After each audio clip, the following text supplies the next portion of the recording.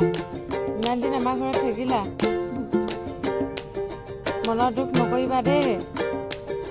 একো হাও নিদিবা দেই একো মুখখন নাপালে নহয় মুখখন নাপালে তাৰ হাতখন ধৰি দিয়ক মুখখন নাপালে নহয়